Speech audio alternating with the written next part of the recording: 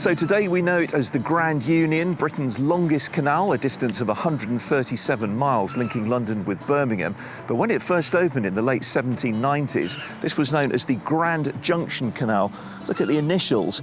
And of course, it only went as far as Braunston, where you linked up with the Oxford Canal to continue your journey to the Midlands. So only another 90 miles to go. For its first 50 years, the Grand Junction was a huge success. It was the commercial artery of the Industrial Revolution, but then something came along that would change its fortunes, and I'm talking about the arrival of the railways. This is the Brentford-Southall branch line, and this structure where we're standing, the three bridges, links the railway with the canal in an aqueduct and a road bridge above us.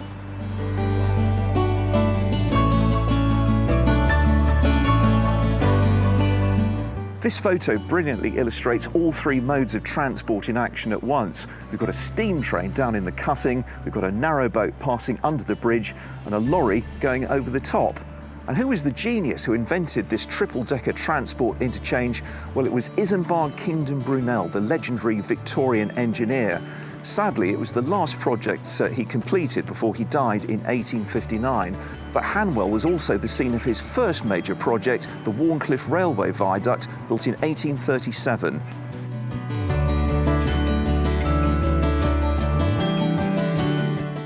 Well, between Brentford and Birmingham, there are 158 locks. And here at the Hanwell Flight, we've got 6 locks back to back, which raise the height of the canal by 58 feet over a distance of 1/3 of a mile.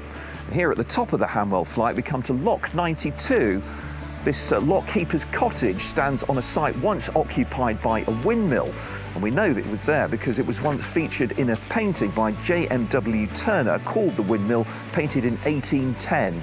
And if you look closely at the painting, you can see a humpback bridge in the distance, which was there before the 3 bridges were built.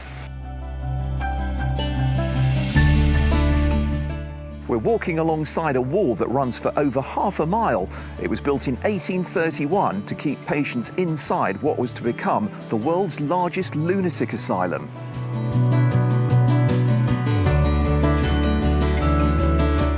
All along the wall, we've got a series of rectangular holes. Now, these were a fire precaution. Firemen's hoses could be protruded through the holes to pump water into the asylum in the event of a blaze. We can see from the original plans that the asylum had its own dock through which boats could enter. And it was through this archway, now bricked up, that narrowboats would arrive with loads of coal and take away shipments of produce grown by the patients. So what did the archway look like before it was bricked up? Well, this photo taken in 1926 shows a barge passing by.